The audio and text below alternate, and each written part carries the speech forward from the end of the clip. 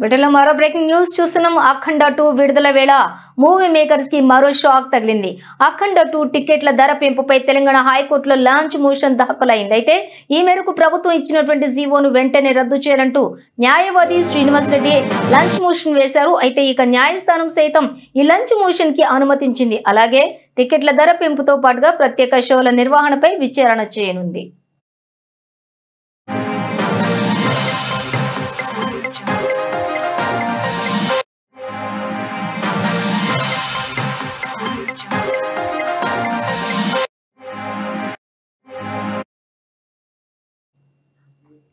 అఖండ 2 movie విడుదల వేళ movie makers కి మరో షాక్ తగిలింది.